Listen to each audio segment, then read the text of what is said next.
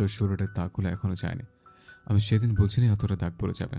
Area কিছু না বলে উঠে দাঁড়িয়ে বলল, আমি চেঞ্জ করবো, আপনি বের হন। আমি দেখবো বললাম কখন? আর আমার আর কি বা দেখার বাকি আছে? আর গোসলে কিভাবে সুইসাইড করার সাবজেক্টটা বাদ দিয়ে দিস, নয়তো কি হবে বুঝতেই পারছিস।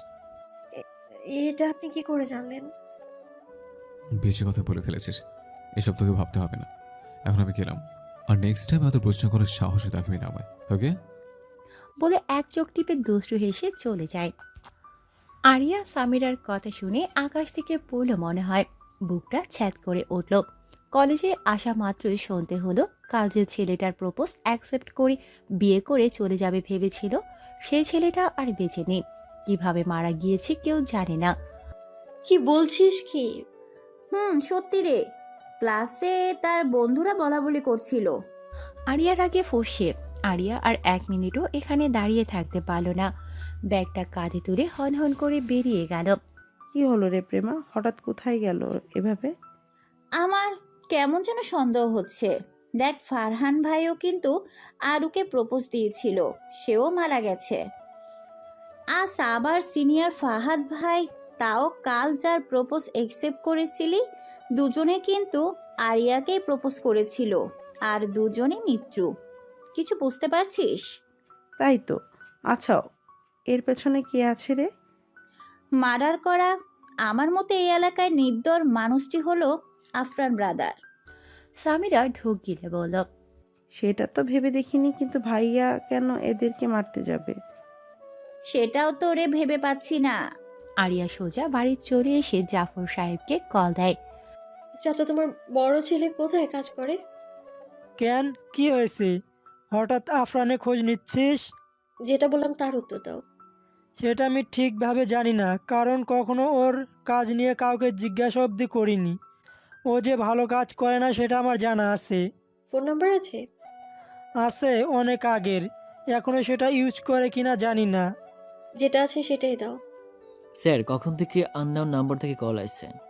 আফরান গরম চোখে তাকায় তানভীরের দিকে। মিটিং চলাকালীন কারো ফোন বা বাড়তি কথা একদম পছন্দ নয়। বারবার কল আসছে দেখে তানভীর কানের কাছে গিয়ে বলল। স্যার, জরুরি তো হতে পারে, একটু দেখেন না। আফরান তানভীরের হাত থেকে ফোনটা নিয়ে ফ্লোরে ছুঁড়ে মেরে মিটিং রুম থেকে সোজা গিয়ে গাড়ি স্টার্ট দেয়। হঠাৎ এমন হওয়ার কারো বোধগম্য হলো না। তানভীর তাদেরকে সামনে নিয়ে বলে, স্যার জরুরিতে গিয়েছে। আজকের জন্য মিটিং এখানেই সমাপ্ত। কালকে এটা নিয়ে আবারও মিটিং থাকবে। বলে তানভীরও রুম ছাড়ে। পেছনের গাড়ি করে তানভীর আফরানকে ফলো করে। আফরান সোজা বাড়ির ভেতরে ঢুকে আরিয়ার রুমে গিয়ে দাঁতে দাঁত চেপে বলতে লাগলো, এই মেয়ে, তোমার প্রবলেম কি? কমন সেন্সটুকু নেই? জরুরি কাজে থাকতে পারে না? বলে হাতের কাছে ল্যাম্পটা এক ধাক্কা দিয়ে ফেলে চুরমার করে দিল। আরিয়া আফরানকে দেখে দ্রুত হাতে কলার চেপে ধরে বলল, আপনার জরুরি কাজ বলতে তো মানুষ খুন আর কালো টাকা, তাই না মিস্টার আফরান? বারবারই করোনা বলে দিলাম, যেটা জানো না সেটা নিয়ে কথা বলা আমার পছন্দ না। বাহ, একদম নিষ্পাপ আপনি। শুনুন, আমার সামনে না একদম নিষ্পাপ সাজার অভিনয় করবেন, ওকে? কেন করলেন এটা? আবারও আরেকটা খুন! এত পাষণ্ড কেন আপনি? নিজের মতো চলেন, ভালো কথা, কেউ তো কিছু বলেনি আপনাকে। কিন্তু কোনো মায়ের কোল খালি করতে বুকটা কাঁপলো না আপনার? এত পাষাণ কেন আপনি? জবাব দিন। আফরান আরিয়াকে ধাক্কা দিয়ে সরিয়ে দুগালে দুটো থাপ্পড় বসিয়ে বলতে লাগলো, কি বললাম বুঝিস না? যেটা জানিস না সেটা নিয়ে বাড়াবাড়ি করবি না। আর কি জানতে হবে আমায়? দিনে কয়টা খুন করেন সেগুলো বলেন। এত এত মানুষ খুন করেন কিভাবে আপনি? মায়া বলতে কিছু নেই ভেতরে আপনার? না, নেই। আমার কারোর জন্য কোনো পিছুটান নেই। হাজারটা খুন করব, তোর সমস্যা? বল, কি সমস্যা তোর? তোকে মারতে আমার কলিজা কাঁপবে না, বুঝছিস? এবার ভাব আমি কেমন হতে পারি। বারবার এক কথা আমার একদম পছন্দ না। বাহ, গুড, ভেরি গুড। মেরে দিন আমায়, একদম মেরে দিন। এমন জাহান্নামী জীবন থেকে মরে যাওয়াই তো ভালো। বলে আফরানের শার্টের নিচ থেকে আকস্মিক রিভলভারটা হাতে নিয়ে আফরানের মাথায় ধরল। আফরান অবাক হলো। পাগল হয়ে গেছো তুমি? সেন্স আছে নাকি নেই? আজ হয়তো আপনাকে মারবো, নয়তো নিজে মরবো, কিন্তু আপনাকে মেরে কি করব বলুন তো? কোনো লাভ নেই আমার জন্য তো। এটা আরো ঝামেলা, তাই তো? ওকে, নিজেকেই শেষ করে দিব। বলে বন্দুকটা নিজের মাথায় ঘোরালো। আমি এমনিতেও বাঁচতে চাই না। আমি নিজে সতীত্ব হারিয়েছি। আপনি আমাকে স্পর্শ করেছেন আপনার ওই পাপিষ্ঠ হাতে, ছুঁয়েছেন আপনি আমায়, তাই না? নিজেকে শেষ করে দিব। আমার ভবিষ্যৎ এমনিতেও নষ্ট। দেখো আরু, তুমি এবার বাড়াবাড়ি করছো। এটা আমার কাছে তা বলছে, একটু এদিক ওদিক হলেই। কি হবে, মারা যাব তাই তো? আমার তো মরতেই ইচ্ছে করে।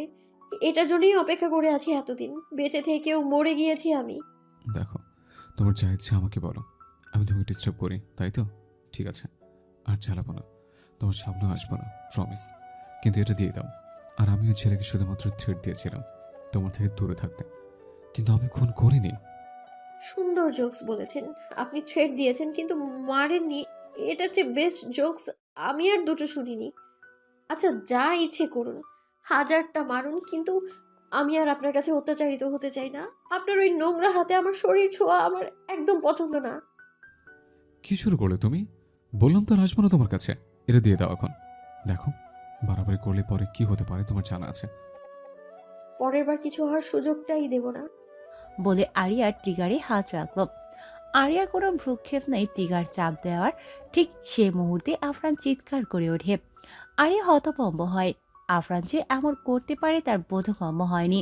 আফরান পাশে টি টেবিলের ওপর থেকে গ্লাসটা ভেঙে ঠিক নিজ বুক বরাবর বসিয়ে দেয়। সঙ্গে সঙ্গে আরিয়ার হাতের বন্দুকটা পড়ে যায় নিচে। আফরান দাঁড়িয়ে থাকতে না পেরে নিচে হাঁটু গেড়ে বসে যায়। আফরান ক্ষত জায়গায় হাত রেখে বলে, আরু, আমি তোকে বিশ্বাস করাতে পারবো না, আর আটকাতে পারবো না, কিন্তু কিন্তু নিজেকে তো আটকাতে পারবো। আফরান থেমে থেমে কথাগুলো শেষ করে। মুখে বেপরোয়া হাসি। আরিয়া দ্রুত এসে আফরানের সামনে বসে বলতে লাগলো, আপনি এটা কেন করলেন? হ্যাঁ, পাগল হয়েছেন আপনি? কেউ নিজেকে নিজে ইচ্ছে করে আঘাত করে? বলেছিলাম না আপনি সাইকো। দেখলেন, আবার প্রমাণ হয়ে গেল আপনি একটা সাইকো। বলে চোখের জল ফেলতে লাগলো। আফরান রক্তমাখা হাত দুটো দিয়ে আরিয়ার চোখের জল মুছতে গিয়েও আটকে যায়। চোখের জল মুছো। দেখো, একদম কাঁদবে না, আমি তোমাকে আর ছোঁবো না আমার অপবিত্র হাতে। আরিয়া কেঁদে কেঁদে বলতে লাগলো, আচ্ছা, এখন কি করব আমি? আমার কি করা উচিত? হ্যাঁ, চাচাকে কল দিই। আফরান মুখে বেপরোয়া হাসি টেনে বলল, লাগবে না, আমার এভাবে বাঁচতে ইচ্ছে করছে না আর, কিন্তু তোমাকে দেখে জীবনটা কাটাতে চেয়েছিলাম। এইটুকু বলেই আহ শব্দ করে আবারও হয়তো তীব্র ব্যথায় নয়তো আরো অবাধ্যতার কারণে নিজেকে এভাবে আঘাত করেছে। আমি চেয়েছিলাম আমার প্রতিটা সকাল যেন তোমাকে দেখে পার হয়, যেন আজ বিষাদ ছুঁয়েছে এই বুক। তোমাকে নিয়ে কাটাতে চেয়েছিলাম কিছু কাল, তোমাতে নিজেকে বিরান করতে চেয়েছিলাম, সেসব কিছু হলো না। আমার ভেতরে আজ শুধু আফসোসের বসবাস, শুধু তুমিতে আমার শূন্যতা, আমার তুমিতেই ভরা। আফরান কথাগুলো থেমে থেমে বলছিল। আফরান নিজেকে আর সামলে রাখতে পারছে না, ঢলে পড়ল ফ্লোরে। কথা বলুন, দেখুন আমি শুনছি। আজ আপনাকে আমার আমার কোনো তাড়া নেই। আমি শুনছি আপনাকে। আজ শুনবো আমি আপনাকে, বুঝবো আমি আপনাকে। বলুন না আরো কিছু। হঠাৎ কেউ একজন এসে আফরানের সামনে বসে বলল, স্যার কি হয়েছে আপনার? ভাবি, বসের কি হয়েছে? কথা বলছে না কেন? আরিয়া বিস্মিত হলো। আমি ওনার অ্যাসিস্ট্যান্ট তানভীর। আমি জানি না কিছু। উনি একটু আগেই তো কথা বলছিলেন। প্লিজ হসপিটালে নিয়ে চলুন। ওনার কিছু হবে না। তানভীর দেরি না করে আফরানকে উঠিয়ে গাড়িতে বসালো। আমিও যাব। সরি, আমি স্যার হসপিটালে কেউ যেতে পারবে না। বলেই গাড়ি স্টার্ট নিল। আরিয়া দাঁড়িয়ে দাঁড়িয়ে চোখের জল ফেলছেন। কাজের মহিলা লতা বলল, আফামনি, কান্দেন না, স্যারের কিছু হইব না। কিন্তু স্যার রে কেডাই কি করলো? খানিক আগেই তো উপরে গেছিল, দেখছিলাম। আরিয়া লতাকে জড়িয়ে ধরে বলল। খালা, সব দোষ আমার। আমি মেরেছি ওনাকে। লতা অবাক হয়ে বলল, কন কি আফামনি? আমি আন্নেরে চিনি। আন্নে তো স্যারের উল্টা ভয় পান। আন্নে কেমনে মারবেন? আরিয়া কিছু না বলে ডুকরে কাঁদতে লাগলো। আজ 2 দিন হয় গ্রামে এসেছি। আয়াস ভাইয়াও 2 দিন আগে জামিন পেল। কিভাবে হয়েছে জানা নেই। কেউ একজন নাকি নির্দেশ দিয়েছে ছেড়ে দিতে। এটুকু জানার সবার। গ্রামে আসার কারণ আমার ছোট বোন ছায়ার 10 বছরের জন্মদিন উপলক্ষে আসা। আসতে চাইনি, এক প্রকার বাধ্য হয়েছি চাচার আর সামিরার জোড়াজড়িতে আসার জন্য। আসার পরেও কারোর সাথে কথা বলিনি ছায়া ব্যতীত। আর কেনই বা বলবো? যাদের কারণে জীবনটা উল্টা পাল্টা হয়েছে তাদের সাথে কি কথা থাকতে পারে? আজ 12টার পরেই কেক কাটা হবে, বাড়ি ভর্তি মানুষ। এর আগেও হয়েছিল, কিন্তু এবার এটা একটু অন্যরকম ভাবে করা হচ্ছে, সেটাও হঠাৎ করেই। যাই হোক, কোনো মতে রাতটা শেষ করেই চলে যাব কাল, এটাই ভাবছি আমি। কিন্তু মিস করছি একজনকে, মনে পড়ছে ভীষণভাবে। সেদিনের পর আর দেখিনি আফরান ভাইয়াকে, তবে জেনেছি তিনি সুস্থ আছেন, এতেই যেন স্বস্তির নিঃশ্বাস ফেলি। আচ্ছা, আমার তো সেদিন ওভাবে কান্না করার কথা ছিল না, তাহলে কেন কেঁদেছিলাম আমি এত? জানি না, কিছু জানি না, তবে খুব কষ্ট হয়েছিল সেদিন, এটুকু বলতে পারি। আমি আয়নার সামনে বসে সাজগোজ করছি আর ভাবছি এসব। কারো ডাকে ধ্যান ভাঙে, পেছন ঘুরে তাকিয়ে আয়াস ভাইয়াকে দেখি। কখন আসলে ভাইয়া? একটু আগে। একটা কথা বলবি? বলুন। আমি খুন করিনি, এটা তুই বিশ্বাস করিস? পাগল হলে তো এটা ভাবতে যাব আমি? আমার এখনো বুদ্ধি আছে, বুঝলে? আমাকে বিশ্বাস করিস? না করার কি আছে? ঠিক আছে, আমি গেলাম, জলদি নিচে আস। 12টা বাজতে আর মাত্র 15 মিনিট আছে, শুনেছিস? আমি ঘড়ির দিকে তাকিয়ে তাড়াহুড়ো করলাম, কিন্তু আগে গেলে যদি আমার ওসব উল্টাপাল্টা জিনিস মাথায় ওসব মাখিয়ে যদি সাজ নষ্ট করে দেয়, এগুলো ভেবেই সবার শেষে যাওয়ার মনোভাব করলাম। ভাবনার মাঝেই হঠাৎ সামিরা এসে বলল, জলদি চল, লেট হয়ে যাচ্ছে। তো বলেই আমাকে টানতে টানতে নিচে নিয়ে গেল।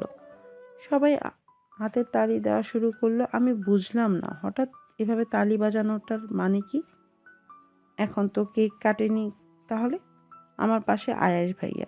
আমি ভাইয়াকে বললাম, সবাই এভাবে কি দেখছে গো ভাইয়া?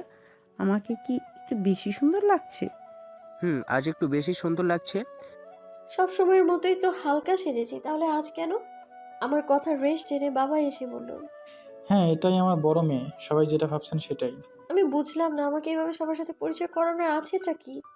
আমি বাবাকে কিছু জিজ্ঞেস করতে যাব, তার আগে বাবা আয়াস ভাইয়াকে দেখিয়ে বলল, এই যে দেখছেন, আমার মেয়ের ফিয়ন্সি হতে চলেছে। আজ এখানেই দুটি অনুষ্ঠান হবে।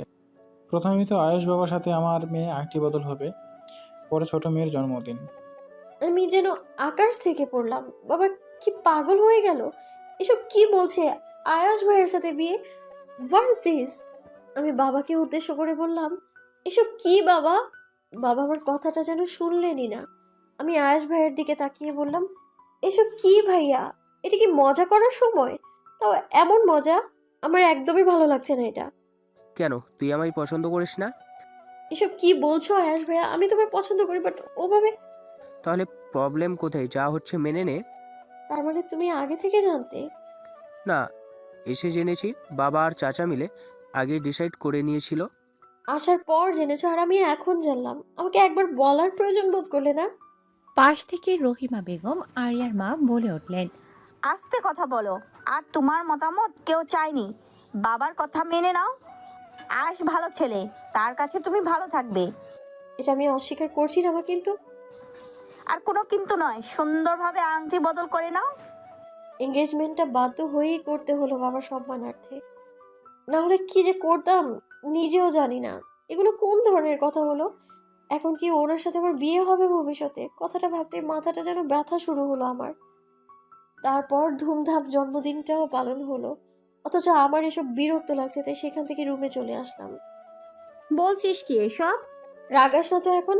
বাবার সম্মানটা বাঁচানোর ইচ্ছে ছিল না, কিন্তু এমন পরিস্থিতি হয়ে গিয়েছিল যে কিছু করার ছিল না আর। যে যাই বল, আয়াস ভাইয়া কিন্তু তোকে অনেক ভালোবাসে। আরিয়া হাতের স্কেলটা দিয়ে ব্রেঞ্চে বাড়ি মেরে সামিরার পাশ থেকে সরে গিয়ে অন্য ব্রেঞ্চে বসলো। আরে রাগ করিস কেন? সামিয়া এমনি বলল। তাছাড়া তোর তো এক্সট্রা চয়েস নেই যে রাগ করবি, তাই না? প্রেমার কথায় হতভম্ব হলাম। আসলেই তো আমি রাগ করছি কেন? বিয়ে তো করতেই হবে, তাহলে যে আমাকে ভালোবাসে তাকে করলে প্রবলেমটা কোথায়? কিন্তু তবু কেন এত বিরক্তি লাগছে সবকিছু? ক্লাস শেষে গাড়ি আসলে উঠে বসলাম। বসতে বসতে খেয়াল করলাম ড্রাইভারের জায়গায় আয়াস ভাইয়া। এনাকে এই মুহূর্তে আমার একদমই সহ্য হচ্ছে না। নিজে জানার পরেও স্বার্থের জন্য মানুষটা আমায় জানালো না। ওনার সাথে কোনো কথা নেই আমার। আমি চুপচাপ বসে আছি বাইরের দিকে তাকিয়ে। কিছুক্ষণ পর ভাইয়া নীরবতা কাটিয়ে বলল, এখনো রেগে আছিস? আমি কিছু বললাম না। দেখ, এভাবে তোকে রাগ করতে দেখলে ভালো লাগে না। আমি ভুল করেছি মানলাম তো, এবার তো মাফ কর। আমি ভাইয়ার দিকে একবার তাকিয়ে ভাইয়ার দেওয়ার ডায়মন্ড রিংটা খুলে তার দিকে ধরলাম। বিষয়টাতে ভাইয়া বোধহয় কষ্ট পেলেন, সাথে সাথে গাড়ি ব্রেক করলেন সে। আয়াস ভাইয়া আমার দিকে ছলো ছলো দৃষ্টিতে তাকিয়ে আছে, বোধহয় এখনই জল গড়িয়ে পড়বে। আমি বুঝতে পেরে বললাম, আমার আংটি পরতে ভালো লাগে না। আয়াস ভাইয়া কিছু বলল না। আমি পড়লাম মহা মুশকিলে। আজব এক জীবন আমার, যা কিছু হয় সব বাধ্য হয়ে করতে হয়, যত সব ন্যাকামোর জীবন আমার। না চাইতেও আবার পড়ে ফেললাম। না পড়তে চাইলে নিজের কাছে রেখে দিস। রাতে খাবার খেয়ে এসে শুয়ে পড়লাম, ফোনটা একটু ঘাটাঘাটি করে আবার রেখে দিলাম। কিছুই ভালো লাগছে না, সব কেমন বিরক্ত লাগছে আমার। আমি শোয়া থেকে উঠে বসলাম, দরজা খুলে বাড়ির একদম কর্নারের রুমটার দিকে তাকালাম। না, সব অন্ধকার। তার মানে আজকেও তিনি আসেননি বাড়ি। কিন্তু আমার যে ভীষণ দেখতে ইচ্ছে করছে। না থাকলে নাই, একটু ওনার রুমটা গিয়ে দেখে আসি, তাও একটু ভালো লাগবে বোধহয়। আমি টিপ টিপ পায়ে ওনার রুমের দরজা খুললাম। আজ তো লক করা নেই ভেবেই একটু খুশি লাগলো। গিয়ে লাইট না জ্বালিয়ে শুয়ে পড়লাম। বিছানা থেকে সুন্দর ঘ্রাণ আসছে। আচ্ছা, উনি কি বিছানায়ও সুগন্ধি লাগান? আচ্ছা, ওনার রুমটা তো আজও দেখা হয়নি একটু। আজ যখন সুযোগ পেয়েছি দেখেই নি। ভেবে খাট থেকে নেমে যেতেই রুমের লাইট জ্বলে উঠল। আরিয়ার বুকটা কেঁপে উঠে চোখ তুলে তাকাতেই দেখলো আফরান হাতে কোট নিয়ে দাঁড়িয়ে আছে। আরিয়া ঢোক গেল, ভয়ে কাঁপতে লাগলো হাত পা। কিন্তু আরিয়ার ভাবনাকে কুলসিত করে দিয়ে আফরান আরিয়াকে না দেখার ভান করে পাশ কেটে ভেতরে ঢুকে খাটের উপর কোটটা ছুঁড়ে ফেলে। গলার টাই খুলতে খুলতে আর চোখে আরিয়ার দিকে তাকায়। আরিয়া জানে আফরান ইচ্ছে করে তাকে ইগনোর করছে। এতদিন অনেক চেষ্টা করেছে একটু দেখার, আজ তো দেখেছে। কই, মুখে কেন কথা ফুটছে না? তার তো ক্ষমা চাওয়া উচিত আফরানের থেকে। তার জন্যই তো ওই দিন নিজেকে আঘাত করেছিল আফরান। দেরিতে হলেও বুঝতে পেরেছিল তাকে বাঁচানোর জন্যই নিজেকে আঘাত করেছিল। আফরান গলা খাকারি দেয়। আরিয়া তাকায়, কিন্তু বুঝতে পারছে না সে তার রুমে আসার জন্য এতক্ষণে পুরো বাড়ি মাথায় তুলে ফেলতো, অথচ আজ কিছুই বলছে না। আমি শার্ট চেঞ্জ করব। আমি চাই না কি আমার পাপিসটা শরীর দেখুক। আরিয়া বুঝতে পেরে রুম ছাড়ে। 2টার উপরে বাজে, এখনো আরিয়ার চোখে ঘুম নেই। কষ্ট পেয়েছেন তিনি? ওদিন খুব ভাবে বকেছিলাম ওনাকে। হ্যাঁ, বকেছিলাম তো। কষ্ট কেন পাবেন না? আমার শাস্তি পাওয়া উচিত ওনার কাছ থেকে, কিন্তু আমাকে মারলেন না কেন আজ? আচ্ছা, উনি কি সত্যি আমায় ভালোবাসেন? তাহলে বলেন না কেন? উফ, আমি কি সব ভাবছি। উনি কেন আমায় ভালোবাসতে যাবেন? আশ্চর্য, আমি ওনার সম্পর্কে এইসব কেন ভাবছি? আচ্ছা, উনি কি ঘুমিয়ে গেছেন? ওনার বুকে কি এখনো ব্যথা আছে? না, আর ভাবতে পারছি না। একবার দেখেই আসি। ধরা খেলে বকা খাবো, না হয় 2-4টা খাবো। কি আর হবে, এমনিতেও অভ্যাস হয়ে গিয়েছে। কথাগুলো নিজে নিজে বলে পা বাড়ালো আবারও আফরানের রুমের দিকে। পা পা করে আসতে ধীরে রুমে ঢোকার আগে একবার দরজায় হালকা আওয়াজ করেছিল, জেগে আছে কিনা চেক করতে। বুঝতে পারলো ঘুমিয়ে পড়েছে, তাই সংকোচ ছাড়াই রুমে ঢুকলো। রুমের ডিম লাইটটা জ্বালালো, অফ করতে গিয়েও করলো না। অফ করলে যাকে দেখার আছে দেখবে কিভাবে? আরিয়া আফরানের মাথার কাছে গিয়ে দাঁড়ালো। চুলগুলো এলোমেলো হয়ে আছে, ঝাপসা দেখা যাচ্ছে সব কিছুই। আফরানের মাথার কাছে গিয়ে ফ্লোরে লেপ্টে বসে পড়ল। খাটের উপর 2 হাত রেখে হাতের তালু দিয়ে নিজের দুগালে ভর দিয়ে নিম্ন গলায় বলতে লাগলো, আচ্ছা, আপনার ব্যথা আছে এখনো? আমি কি খুব বাজে বলেছিলাম? আপনি তো আপনার কথা রাখলেন, আমার সামনেও আসেননি ইচ্ছে করে। আমাকে আগের মতো আর জ্বালাতনও করেনি। কিন্তু আমার কেন আপনার এমন নীরবতা ভালো লাগছে না? দূরে যেতে চেয়েও কেন বারবার আপনাকে নিয়ে ভাবছি আমি? কাছে আসার আপ্রাণ চেষ্টা করছি, কেন বলতে পারেন? আমি তো চেয়েছিলাম আপনার থেকে দূরে কোথাও চলে যেতে, তাহলে আপনাকে একটুখানি দেখার তৃষ্ণায় কেন বারবার আপনাকে খুঁজে, বলতে পারবেন? আরিয়া কোমল কণ্ঠে এগুলো বলে 2 ফোঁটা চোখের জল ফেলল। আরিয়া আফরানের বুকে ধরে দেখতে চাইল তার ব্যথাটা এখনো আছে কিনা, তাই হাত বাড়ল। আকস্মিক আরিয়ার হাতটা আফরান ধরে বলল, এই পাপিসটার শরীরে হাত বাড়িও না, তোমার হাত অপবিত্র হয়ে যাবে। আপনি কখন উঠলেন? ঘুমিয়েছি কখন? মানে? কিছু না। তো এখানে কেন এসেছো? আমি তো জানাইনি তোমায়। আমার নোংরা শরীরের ছোঁয়া তোমাকে দিইনি, তাহলে কেন এসছো? আরিয়া হঠাৎই ফুপিয়ে উঠল। আমি ইচ্ছে করে বলিনি ওই দিন। আমি উত্তর চাইনি। আরিয়া এবার মৃদু শব্দে কাঁদতে লাগলো। আফরান পাশে ল্যাম্প লাইটটা জ্বালিয়ে বলল, এখানে এসে এভাবে ন্যাকামো কেন করছিস? হ্যাঁ, যেভাবে চেয়েছিস পেয়েছিস তো, তাহলে আর কি চাই তোর? আমাকে মেরে দিয়ে পরে হেভি থাকবে? বল, তাহলে মেরে দে আমায়, আমি নড়বো না বিন্দু পরিমাণ। একটু ধমকিয়ে বলল কথাগুলো। আফরানের কথাগুলো শুনে আরিয়া এবার ভ্যা ভ্যা করে কাঁদতে লাগলো। আজব তো, এভাবে কাঁদছে কেন? হ্যাঁ, আরিয়ার কান্না থামার কোনো নামগন্ধ নেই। আফরান এবার আরো জোরে ধমকিয়ে বলল, চুপ, একদম চুপ। আর একটু আওয়াজ করবি তো এখানে মেরে ফেলবো। আরিয়া সেমভাবে কেঁদেই চলেছে। আরে, আমাকে কি ভয় পাও না একটু? আজব তো, কথা না শুনলে কি হবে জানো তো? দুজনের চেঁচামেচিতে জাফর আয়েশ উঠে আফরানের রুমে আসলো। এসে আরিয়াকে কাঁদতে দেখে জাফর সাহেব তেতে উঠলেন। আচ্ছা আফরান, তুমি কি জীবনে মানুষ হবে না নাকি? এত রাতে মেয়েটাকে ডেকে এনে মারলে এটার কোনো মানে হয়? যে যেটার যোগ্য সে সেটাই পাবে। তুমি এখানে আসলে কেন? আমি এই মেয়ের ন্যাকামো কান্না দেখতে ব্যস্ত। আশ্চর্য একটা মানুষ, এত কাঁদতে পারে কিভাবে? হ্যাঁ, আফরান, এত রাতে ওকে এভাবে তোর রুমে ডাকলি কেন? এখন আর ছোট নেই আরিয়া। আজব তো, আমি ডাকতে যাবো কেন ওকে? ও নিচে তো এসছে। আরিয়া নিজে এই রুমে আসবে, আমরা এত বছরেও দেখিনি এখানে পা রাখতে, আর তুই বলছিস আজ তুই আসছিস জেনে ও এখানে আসবে? আশ্চর্য তো, আমি জানি কি ও কেন আসছে। আরিয়া এখনো কেঁদেই যাচ্ছে। এটাকে এখান থেকে নিয়ে বিদায় হতো। এইভাবে কাঁদছে কেন? আমি কি করেছি? হ্যাঁ, তুই কি করতে পারিস সেটা 4 বছর আগে দেখে নিয়েছি। আর শোন, ও এখন আমার হবু স্ত্রী, বুঝলি? ওর সাথে আমার এঙ্গেজমেন্ট হয়েছে, এক্সাম বাদেই বিয়ে। এখান থেকে ওকে মারামারি হাত তোলা সব বাদ দে। ওকে, আমার হবু স্ত্রীর গায়ে কেউ হাত দিবে সেটা আমি মেনে নিব না। মাইন্ডেড? আয়েশের কথায় আফরান হেসে বলল, ইয়েস, সেটাই বলছে। একে এখান থেকে নিয়ে ফুটো, গেট লস্ট। আর তোর হবু বউকেও বলে দে যেন আমার রুমে যখন তখন না আসে। তোর রুমে নিয়ে যাস, ওর থেকে কিছু চাইতে থাকতেও পারে, তাই না? আফরানের কথায় আয়েশের গা জ্বলে ওঠে।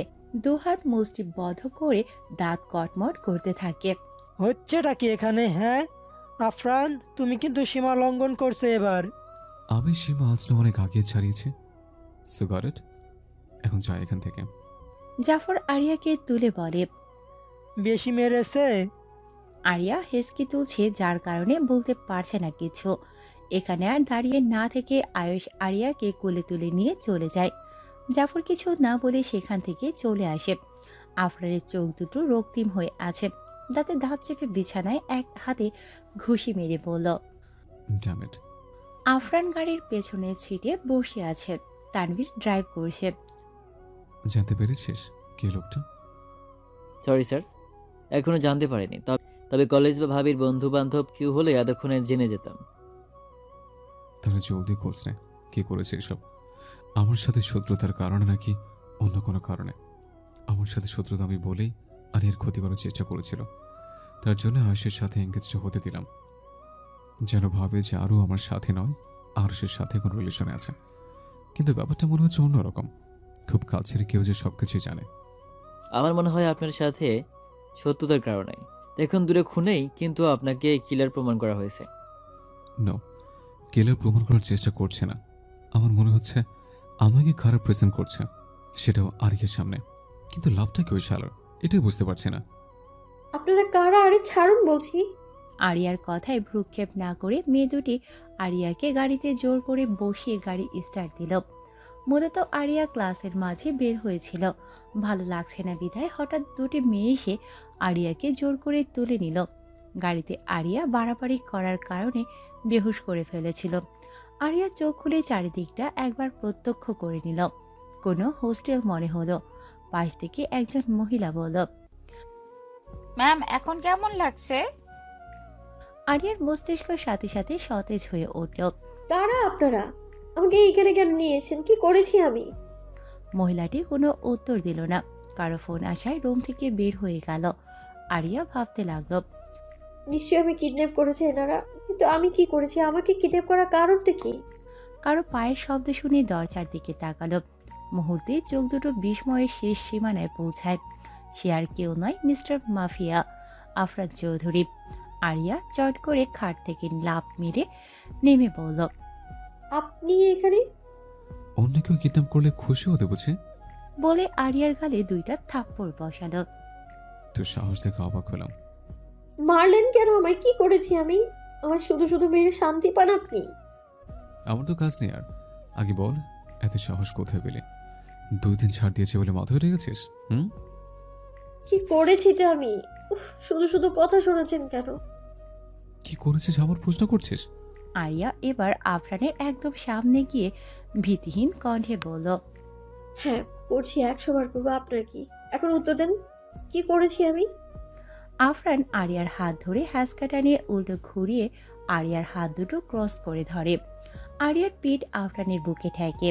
বাম হাতের আঙ্গুলগুলো সবটা জোর দিয়ে ধরে দাঁত পিষে বলল। এখনই আংটি পরে আছিস? দেখাচ্ছিস তোর এঙ্গেজমেন্ট হয়েছে? ছাড়ুন বলছি, লাগছে আমার। আমার লাগে না? অন্য কারণে আংটি পরে ঘুরবি, আমি চেয়ে চেয়ে দেখবো? আরিয়ার আংটির ধাঁচে লেগে আঙুল থেকে রক্ত ঝরছে। প্লিজ ছেড়ে দিন, সত্যি বলছি খুব ব্যথা পাচ্ছি। আফরান আরো শক্ত করে ধরে ধরে বলল। 4 বছর আগে শরীরে প্লেট দিয়ে গেছিলাম, মনে নেই? এখন আমার ছেলেদের চলা গেছে শরীরে। আপনি ভুল বুঝছেন, আমাকে আপনি ছাড়া কেউ ছোঁয়নি আজ অব্দি। আফরান এবার সবটা শক্তি দিয়ে চেপে ধরে বলল। সবকিছু সহ্য করতে পারি, কিন্তু মিথ্যা একদম না। তোর এখন ডাবল শাস্তি পাওয়া উচিত, তাই না বল? হাতে লাগছে তো, আঙুলগুলো ভেঙে যাবে। এবার ছাড়ুন বলছি, আমি মিথ্যে বলছি না। তা কাল রাতে কি আয়ুষ তোকে পালকি করে রুমে নিয়ে গিয়েছিল? হঠাৎ করে আরিয়ার গলা স্বাভাবিক হয়ে আসে। আরে আপনি কি সত্যিই জেলাস? আফরান আরিয়ার কথায় থতমত খেয়ে যায়। বলুন আপনি জেলাস, সত্যি বলুন। এখন ব্যথা হচ্ছে না? উহুম। আফরান আরিয়ার হাতটা আরো জোরে চেপে ধরল। আরিয়ার চোখ থেকে জল পড়ছে। চোখ বন্ধ করে ঠোঁটে হালকা হাসি রেখে আবারও বলল। বলুন আপনি জেলাস ফিল করছিলেন আয়ুষ ভাই আমার কোলে নেওয়াতে? আফরান আরিয়ার স্বাভাবিক কণ্ঠ দেখে অবাক হলো। বাম দিক থেকে মাথাটা একটু সামনে নিয়ে আরিয়াকে দেখার চেষ্টা করলো। সফল হলো তাতে। আরিয়ার চোখ বন্ধ, চোখ থেকে পানি গড়াচ্ছে বুকে। আফরান একবার মাথা ঘুরিয়ে নিচের দিকে আরিয়ার আঙুলে তাকালো। সাদা ফ্লোর লাল টকটকে রক্তে বিভর। সঙ্গে সঙ্গে আরিয়াকে একটু হালকা ধাক্কা দিয়ে ছেড়ে দেয়।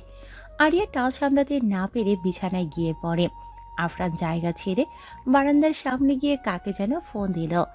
মিনিটের মাথায় কেউ একজন এসে ফার্স্ট এড বক্স দিয়ে যায়। আফরান ব্যান্ডেজ বের করে আরিয়ার পায়ের কাছে এসে আফসোসের মুখ নিয়ে আরিয়ার কেটে যাওয়া আঙ্গুল দুটো ধরে নিজের সামনে আনে। আফরান ব্যান্ডেজ করতে যায়। আরিয়া হাত সরিয়ে নিয়ে বলে। আগে আমার উত্তর দিন। পাগলামি বন্ধ করো, হাতটা দাও। অনেকখানি কেটে গেছে, রক্ত ঝরছে অনেক। ঝরুক, ঝরতে দিন, সমান সমান করতে দিন। কি বলছো তুমি নিচে জানো? শুধু হাত দিতে বলেছে, না হলে কিন্তু খারাপ হয়ে যাবে। বাড়াবাড়ি করো না।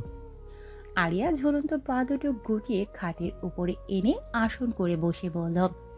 যদি না বলেন এভাবেই থাকবো বলে দিলাম। আফরান বিরক্তি নিয়ে দাঁড়িয়ে বলল। ঠিক আছে, লাগবে না, আমি জোর করেই নিয়ে যাব। বলে আরিয়ার হাত ধরতে যায়, কিন্তু আরিয়া হাত সরিয়ে নেয়। আফরান আবারও চেষ্টা করে ধরতে। আরিয়া এদিক ওদিক হাত সরাচ্ছে আর মিটমিট হাসছে।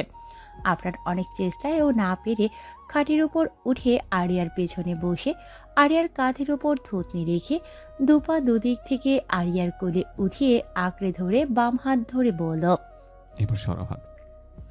আরিয়া কিছু বলল না। এভাবে বসে আফরান আরিয়ার আঙ্গুলে ব্যান্ডেজ করে দিচ্ছে। বেশি ব্যথা পেয়েছ? হুম। তাহলে ভুল করো কেন এত? তুমি যদি আমার মতো করে চলো, আমি কিছু বলবো না। তাহলে অন্য লোকের নাম করো রিং হাতে পড়তে হবে কেন? এঙ্গেজমেন্টটা না হয় হয়ে গিয়েছে, তাই বলে সারাদিন পরে থাকতে হবে? আরিয়া বাধ্য মেয়ের মতো বসে আছে। আর যেন না দেখি কারো কোলে এইভাবে উঠে যেতে। এত সস্তা কেন বানাও নিজেকে? তোমার শরীরটা কি সবার জন্য? না। তাহলে কেন অন্য ছেলে ছোঁয়া শরীরে নাও? আমি কি বলেছিলাম আমাকে নিতে? আমি তো উঠতে চাইনি। হেঁচকির কারণে কথা বলতে পারছিলাম না বলে আর কিছু বলিনি। এত কাঁদতে হবে কেন? আরিয়া কিছু বলল না। আর যেন না দেখি এমন করে কাঁদতে, ঠিক আছে? ওকে। আফরান মৃদু হেসে আরিয়ার গলার সাইডে চুমু খেল। আরিয়ার শরীর মৃদু ঝাঁকুনিতে কেঁপে ওঠে। আফরানের ব্যান্ডেজ করা শেষে আরিয়া পেট জড়িয়ে ধরে নিজের সাথে মিশিয়ে চোখ বন্ধ করে কিছুক্ষণ বসে থাকে। এমন নীরবতার মাঝে আফরানের গরম নিঃশ্বাস আছড়ে পড়ছে আরিয়ার গলার ঘাড়ে। আরিয়ার শরীর খানিক পরপর কেঁপে উঠছে। খারাপ লাগছে? ভালো ভালো লাগছে?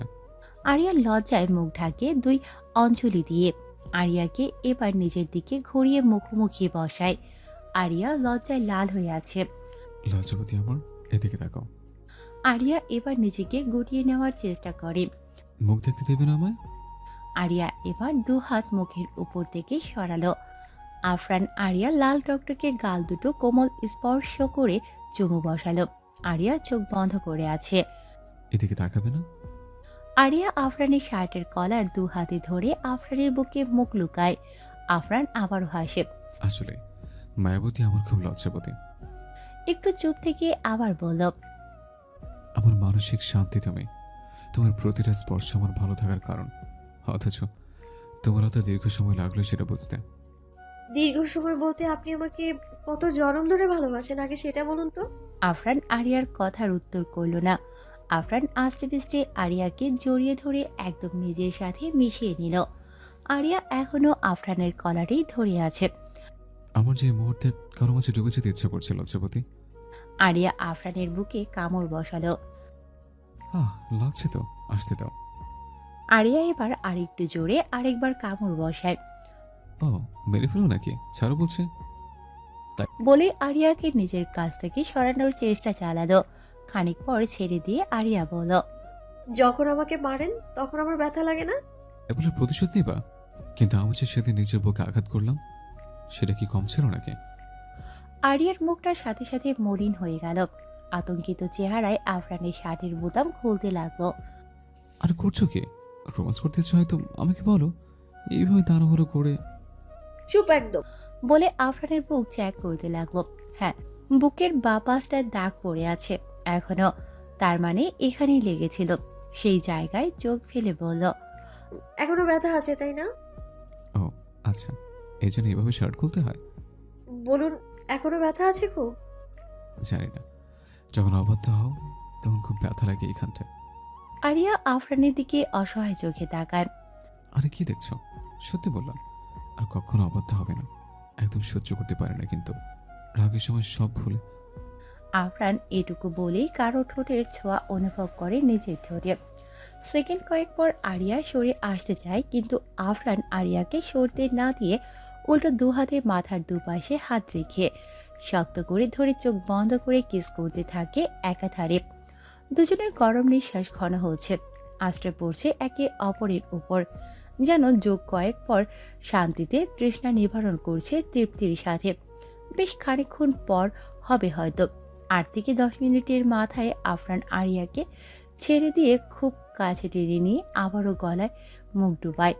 সিল্কি চুলে সলিন ঘ্রাণ আফরানকে বেসামাল করে তুলছে।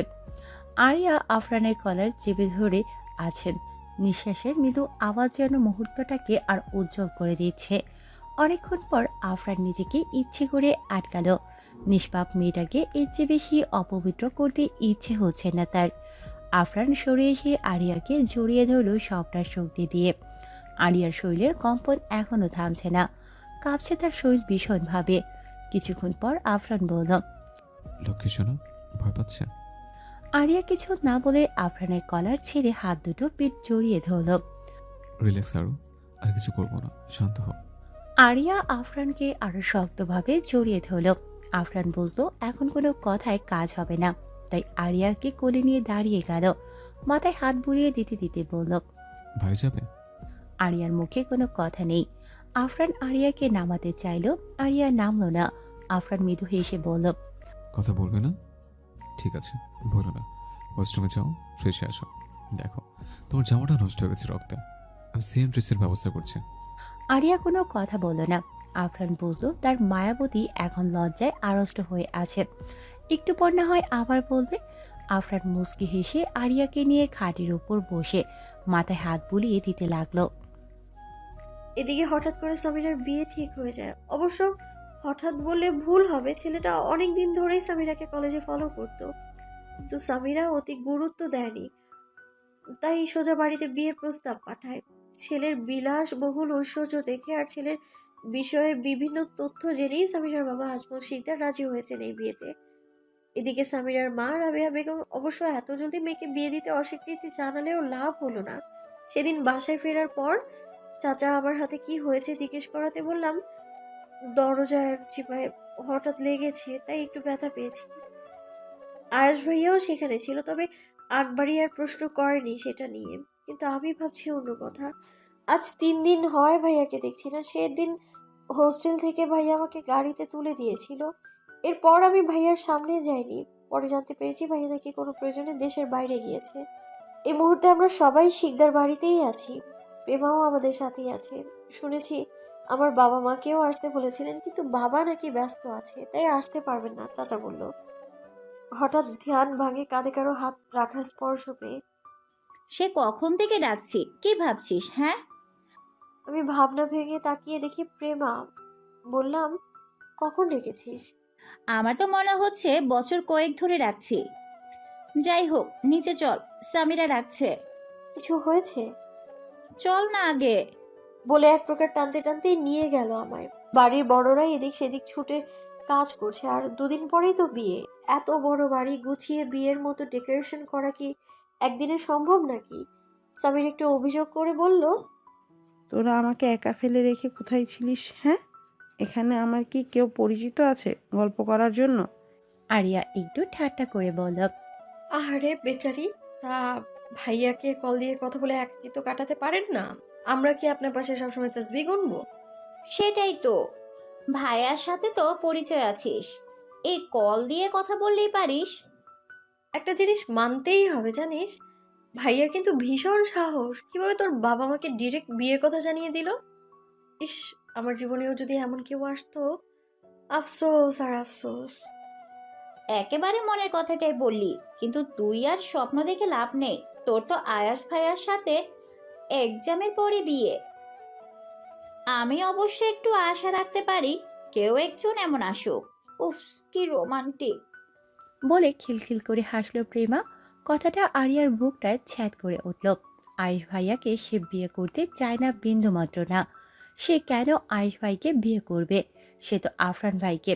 কথা ভাবতেই ঠোঁটের কোণে এক চিলতে হাসি জমে, লজ্জায় আড়ষ্ট হয়।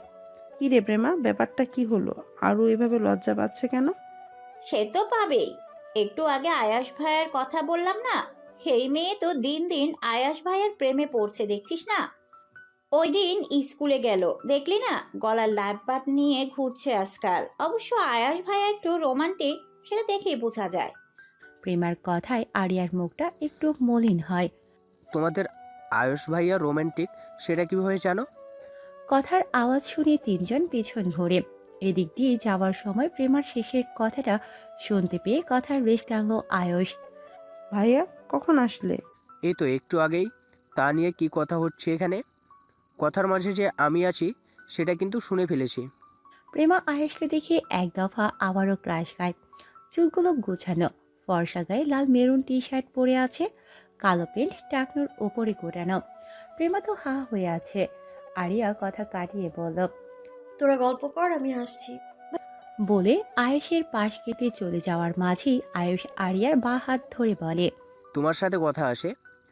আরিয়া আয়েশের দিকে তাকিয়ে হাত ছোটানোর জন্য হাত মুচড়িয়ে যাচ্ছে। পারবো না ছুটতে, শুধু শুধু এমন করো না। বলে আরিয়াকে নিয়ে চলে গেল। সামিরা প্রেমা মিটিমিটি হাসছিল। ওরা যাওয়ার পর পাহাড় সমান হাসিগুলো ছাড়ল। আয়েশ আরিয়াকে নিয়ে একটা খালি রুমে গিয়ে দরজা আটকিয়ে দিল। প্লিজ হাত ছাড়ুন বলছি, আমার ব্যথা লাগছে। মিথ্যা বলবি না, আমার উপর এখনো রেগে আছিস তাই না? তাই এমন করছিস। দরজাটা খুলে দিন, মানুষ কি ভাববে বলুন তো? কি ভাববে? হবু হাজবেন্ড ওয়াইফ একটু আলাদা থাকতেই পারে না, তাই নয় কি? দেখুন, আমার খারাপ লাগছে, হাত ছাড়ুন। আপনি তো কখনো এমন জোর করেননি, তাহলে আজ এমন কেন করছেন? করিনি তো কি হয়েছে, আজ থেকে করব। তুই আমার কথা একটুও ভাবিসনি। এতদিন হয়েছে এঙ্গেজড হয়েছে, ইচ্ছে করে একটু কথা বলছিস কি? আমার কষ্ট হয় না? তোকে আমি ভালোবাসি, এটাই কি আমার ভুল বল আরিয়া? আমি জানি না, কিন্তু আমি কাউকে ভালোবাসি না। আয়ুষ আরিয়ার হাত ছেড়ে বাহু শক্ত করে ধরে বলল, কেন কেন বাসিস না? আমি কি তোকে কোনো কিছুতে কিছু বলি? তোকে তো আমিও বকিও না তাহলে। এত বছর নিঃশব্দে ভালোবেসে এসেছি, আজ পর্যন্ত তোকে ছুঁয়ে দেখিনি। আমার ভালোবাসা তোর চোখে লাগে না? কি করছেনটা কি? ছাড়ুন বলছি, ব্যথা লাগছে খুব আমার। আয়ুষ এবার আরিয়াকে ছেড়ে দেয়। আমাকে ছুবেন না বলে দিলাম। আমার ভালো লাগে না অন্য কেউ আমায় ছুলে। অন্য কারো স্পর্শ আমার অস্বস্তি হয়। আয়ুষ আরিয়ার দিকে তাকিয়ে রইল অসহায়ের মতো। এতটা ভালোবাসে ও তার মন ছুঁতে পারল না। সামান্য স্বাভাবিক ছোঁয়াটাকে এত কিছু মনে করছে। আজ আয়ুষের ধৈর্যের বাঁধ ভেঙেছে, তাই তো চোখ দিয়ে পানি পড়ছে। আরে ভাইয়া, এভাবে কাঁদছেন কেন? আমি তেমন কিছু বলিনি তো, কাঁদবেন না আপনি। আয়ুষ হঠাৎ করেই আরিয়াকে জড়িয়ে ধরে বলে, প্লিজ আরিয়া, আমাকে ফিরিয়ে দিস না। আমি বড্ড ভালোবাসি তোকে। আরিয়া কিছু বলার মতো আর সাহস পেল না। ছেলে হয়ে চোখে জল সত্যি বেমানান। হঠাৎ বাহিরে কিছুর আওয়াজে আরিয়াকে ছেড়ে দেয় আয়ুষ। দরজা খুলে বোঝার চেষ্টা করে কি হয়েছে, কিন্তু সবকিছুই স্বাভাবিক। আরিয়া পেছন থেকে বলে ওঠে, উফ, এই ফুলদানিটা কিভাবে পড়লো? আরিয়ার কথায় আয়ুষ নিচের দিকে তাকায়। এত বড় একটা ফুলদানি বাতাসে তো পড়ে যাওয়ার কথা না, কিভাবে পড়লো? হয়তো কেউ যাচ্ছিল, ধাক্কা খেয়ে পড়ে গেছে। কিন্তু এটাও কিভাবে হয়? যদি কেউ অনিচ্ছাকৃতভাবে ফেলতো তাহলে নিশ্চয়ই এখানেই থাকতো এটা তোলার জন্য। আর সেই সন্দিহান দৃষ্টি চারিদিকে কাউকে দেখার চেষ্টা করলো। আরিয়া আর এখানে দাঁড়িয়ে না থেকে বলল, হ্যাঁ প্লিজ, আমাকে সাইড দিন, আমার এখানে ভালো লাগছে না। আয়েশ আর কথা না বাড়িয়ে সাইড দিয়ে দেয়।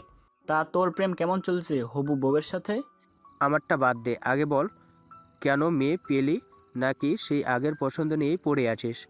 যেটা পছন্দ হয়েছে সেটা তো আমি চাই, কিন্তু বাকিটা ভাগ্য। বাহ, তা আজকেও কি তার ছবিটা দেখতে পারি না? এতটাই হট যে দেখলেই শকড খাবি। সো আমি চাই না আমার বন্ধুর এত জলদি হার্টের সমস্যা হোক। বলে চোখ টিপ মারল।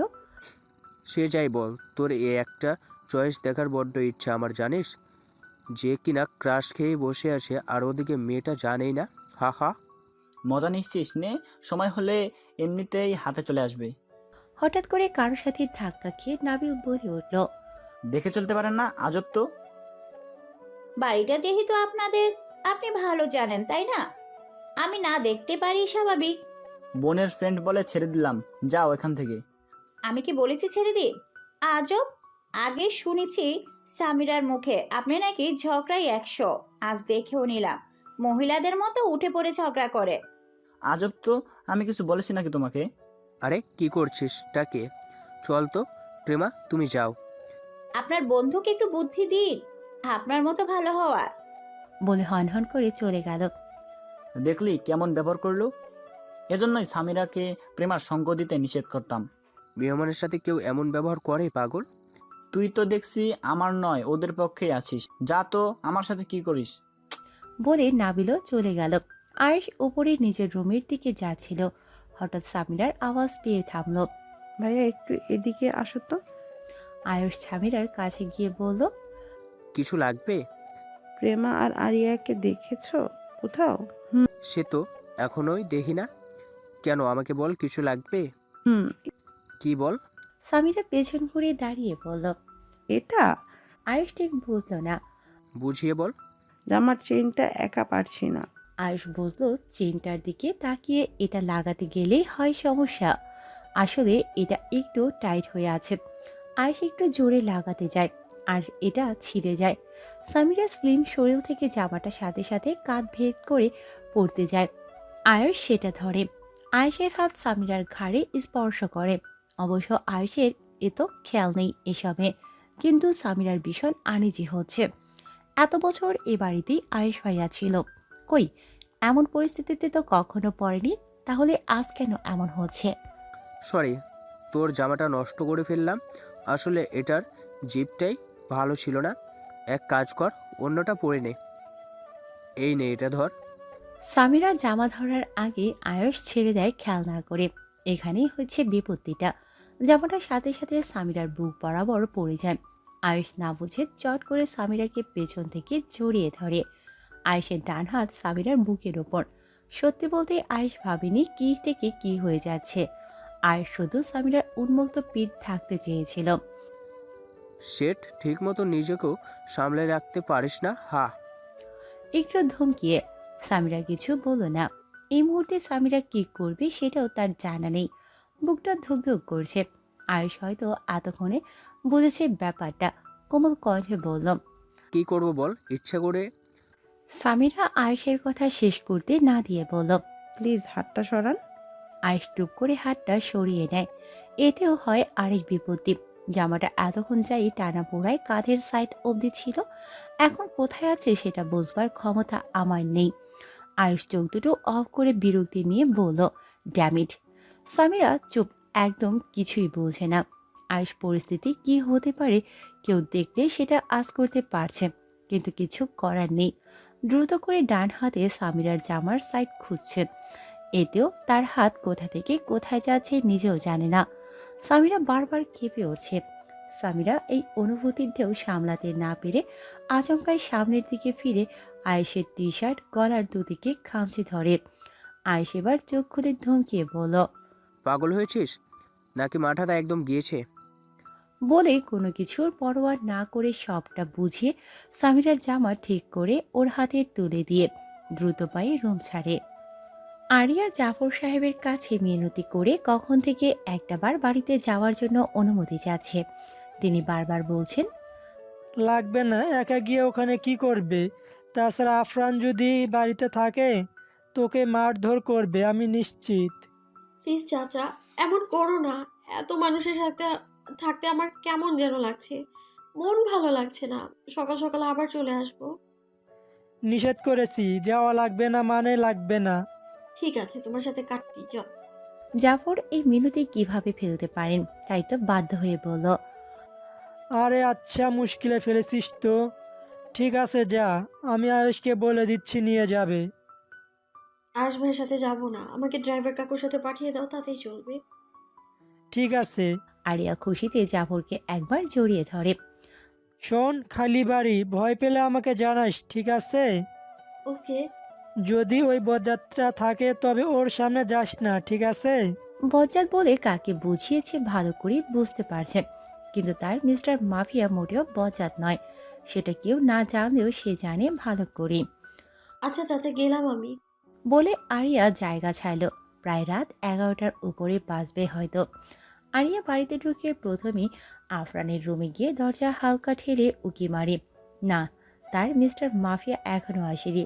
মূলত এটা দেখার জন্যে বাড়িতে আসা। সাথে সাথে মনটা খারাপ হয়ে গেল আফরানকে না পেয়ে। নিজের রুমে যাওয়ার পথে ছাদ থেকে কিছুর আওয়াজ শুনতে পেল।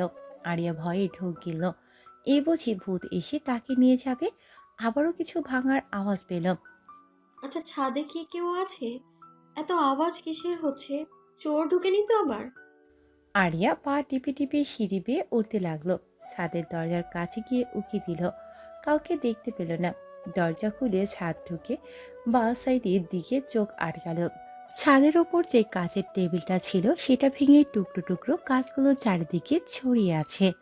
কাচের উপরে টিপ টিপ রক্ত, চায়ের কাপগুলো ভেঙে গুঁড়ো গুঁড়ো হয়ে আছে। আরিয়া ঠিক বুঝলো না এখানে হয়েছেটা কি। তাই বোঝার চেষ্টা করে আরিয়া আরেকটু সামনে গেল। ছাদের কর্নারে চোখ গেল। আফরান আকাশে তাকিয়ে আছে, হাতে সিগারেট জ্বালানো। কয়েক হাত পেছনে তানভীর মাথা নতজানু হয়ে অপরাধীর মতো তাকিয়ে আছে।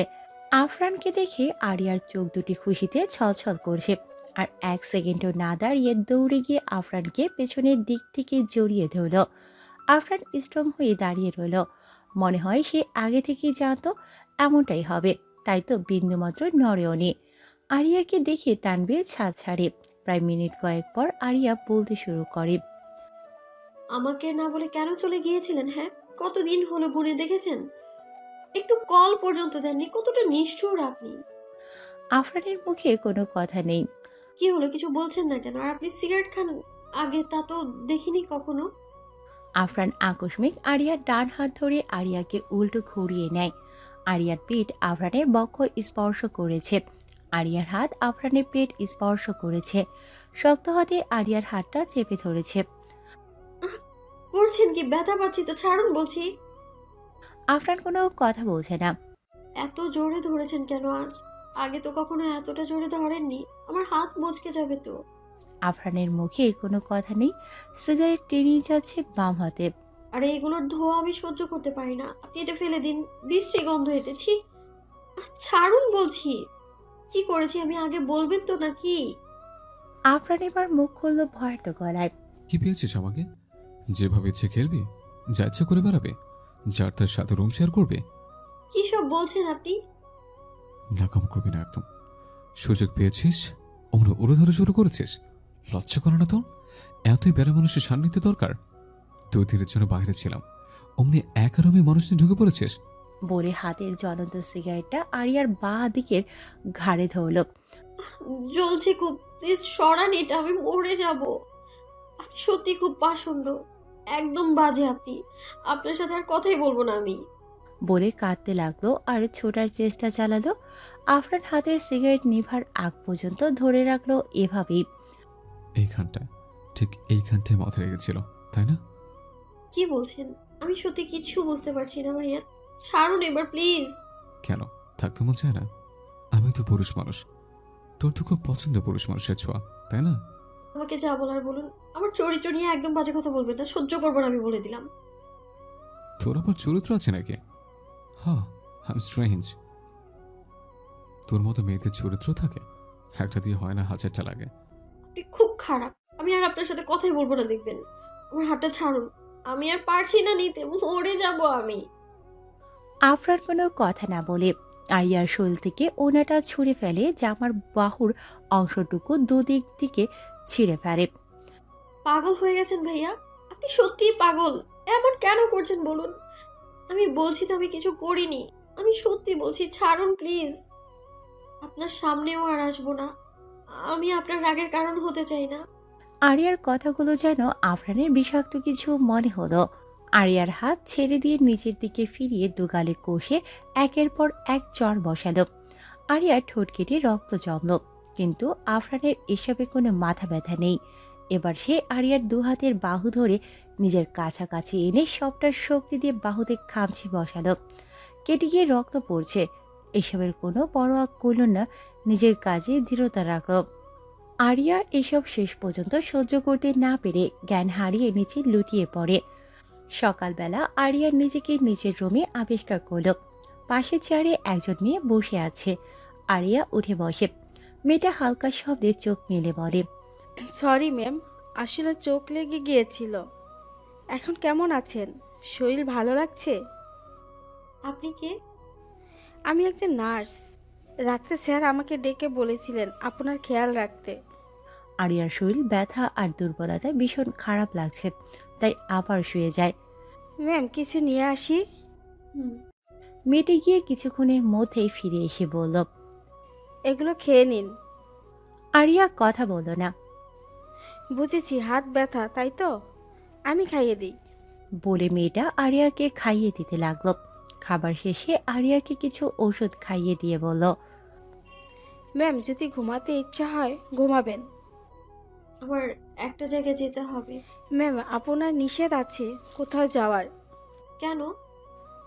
স্যার বলেছেন তাই। সরি, যেতে হবে আমায়। স্যারকে আগে বলুন। কাউকে বলা লাগবে না। বলে সাইড থেকে ফোনটা নিল। এখন অবধি 50টার উপরে কল, জাফর, প্রেমা, সামিরা সহ আয়ুষেরও মিলিয়ে। আরিয়া কলের সংখ্যা দেখে দ্রুত উঠে বসে। আরিয়া রেডি হওয়ার জন্য নামতে যায়, কিন্তু মাথাটা ঘুরে আবার বসে যায়। ম্যাম আপনি অনেক দুর্বল আছেন, এখনো শুয়ে থাকুন। আমার ড্রেস চেঞ্জ করেছেন আপনি? জি ম্যাম। আমাকে নতুন এক সেট জামা বের করে দিন কভার থেকে। মেয়েটি আরিয়ার কথা মতো এক সেট জামা এনে দেয়। আর আমি চেঞ্জ করবো, আপনি বাইরে যান একটু। ম্যাম আসলে স্যার এই রুমে ক্যামেরা লাগিয়ে গেছেন, আপনি ওয়াশরুমে যান, আমি হেল্প করছি। আরিয়া নার্সের কথায় কপাল কুঁচকায়। কোথায় লাগানো? সেটা জানি না ম্যাম। আরিয়া কথা না বাড়িয়ে আবার উঠে ওয়াশরুমে যায়। আরিয়া নার্সের সাথে জোরাজুরি করে গেট অবধি গিয়ে ভয়ে 2 কদম পিছিয়ে যায়। সামনে আফরান পকেটে 2 হাত গুজে সমানে এগোচ্ছে। তবুও নিজেকে একটু সাহসী বানিয়ে বলতে লাগলো, দেখুন মিস্টার আফরান, আমি আপনার কথা শুনতে বাধ্য নই। আমি ভুলে গিয়েছিলাম আপনি একজন মাফিয়া। ক্ষমা করুন আমায়। আমি আপনার সাথে আর থাকতে চাই না। আপনার ইচ্ছে হলে অন্য কোনো মেয়ের সাথে রিলেশনে যেতে পারেন আপনি। বলে পাশ কাটাতে চায়। আফরান সাথে সাথে এক হাত পকেট থেকে বের করে আরিয়ার হাত ধরে নিয়ে সামনে এনে কপাল কুঁচকায়। আরিয়া ভয়ে ঢোক গিলে কদম কদম পিছিয়ে যায়। আফরান আরিয়ার কদম মিলিয়ে সামনে এগোয়। আরিয়া যেতে যেতে বেখেয়ালে প্রথম সিঁড়িতে পা হোঁচট গিয়ে ঠাস করে পড়ে যায়। আফরান এখনো ওই ভয়ানক আতঙ্কিত দৃষ্টিতে তাকিয়ে আছে। আরিয়া ভয়ে জড়সড় হয়ে যায়। একটু আগের সাহসী মেয়েদের কাতারে দাঁড় করিয়ে মনে হয় ভুল করে ফেলেছে। আফরান একটু ঝুঁকে আরিয়ার চোখে চোখ রাখে। আমি কিছু বলিনি তো। আমি তো আপনার কথা শুনি, সব কথা শুনবো। কিন্তু চাচা বারবার ফোন দিচ্ছে, আমাকে যেতে হবে এখন। বলে আরিয়া উঠে দাঁড়ায়। আফরান নার্সকে 2 আঙুলে ইশারা করে চলে যেতে আফরান কর্কশ গলায় বলল, আবারও মার করে চলছে নাকি বল? আমার হাত কিন্তু একদম স্ট্রং। বলে শার্টের হাতা ফোল্ড করতে লাগলো। প্লিজ আজকে মারবেন না, যেতে দিন আমায়। আমি আপনার সাথে থাকতে চাই না। আফরানের শান্ত মস্তিষ্কটাকে মনে হলো আরিয়া বিগড়ে দিচ্ছে। আমাকে রাখাসটা বলে দিলাম, নাহলে কি হবে তোর জানা আছে নিশ্চয়ই। তার জন্যই তো বললাম, আমি আপনার সাথে থাকলে শুধু মাথা গরম হবে, রাগ হবে, তার চেয়ে না থাকাই ভালো। আফরান এই মুহূর্তে রাখতে চাইছে না। চোখ বন্ধ করে দীর্ঘশ্বাস ছেড়ে রাগ কন্ট্রোল করার চেষ্টা করলো। আরিয়া তার মধ্যেই উধাম। আফরান চোখ খুলে আরিয়াকে দেখতে না পেয়ে কপালের রগগুলো মুহূর্তেই ভেসে উঠল। হয়েছেটা কি বল না আরু? আরিয়া একটু বিরক্ত হয়ে বলল, বললাম তো কিছু না, বারবার কেন জিজ্ঞেস করছিস? বললেই হলো। কখনো এভাবে তোকে হিজাব বাতে দেখিনি। আজ হলুদের দিন এমন হিজাব বেঁধে বসে আছিস, তাও বাড়ি থেকে বেঁধে এসেছিস। আর এত লেট করেও এসেছিস। সত্যি বলতো, আয়াস ভাইয়া কি আজকেও লাভ পায়? কথা বলিস না তো, এমনিতে অনেক টায়ার্ড লাগছে। আমি একটু রেস্ট নিব, ডাকিস না কেউ, ঠিক আছে? আর হলুদ সন্ধ্যায় ডেকে দিবি। বলেই আরিয়া খাটের এক পাশে সাইড হয়ে শুয়ে গেল। কি হলো কিছুই বুঝলাম না। তোরা এমন থাকলে আমার তো বিয়ে বিয়ে ফিলিংসটাই আসবে না। তা আসবে কি করে? বিয়ের 2 দিন আগে তো অন্য আরেকজনকে মনটা দিয়ে দিয়েছে। প্রেমার কথায় সামিরার চেহারাটা মলিন হয়ে যায়। আচ্ছা, আমি কি সত্যি অসময়ে প্রেমে পড়লাম? ওনাকে পাওয়ার কি আর কোনো উপায় নেই? পাগল হয়ে গেছিস নাকি? আয়াস ভাইয়া আর আরিয়ার এঙ্গেজমেন্ট হয়ে গেছে। তাছাড়া ভাইয়া আরিয়াকে পছন্দ করে, আমরা সবাই জানি, তাই না? প্রেমার কথায় আরিয়া শোয়া থেকে হকচকিয়ে উঠে বলল, কি বলছিস? আয়াস ভাইয়ার প্রেমে পড়েছে সামিরা? আরে আসতে বল না। আচ্ছা আগে বল, এটা কি সত্যি? প্রেমা সামিরা অবাক হলো নিজের ফিয়ন্সির ব্যাপারে। এটা শুনলে অন্য কেউ হলে এতক্ষণে গোষ্ঠী শুদ্ধ মাথায় তুলত। আর একে না আগ্রহ নিয়ে জিজ্ঞেস করছে।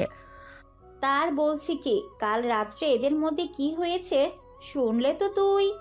কি হয়েছে বল না, শুনবো। আসলে রাতে সামিয়া জামার।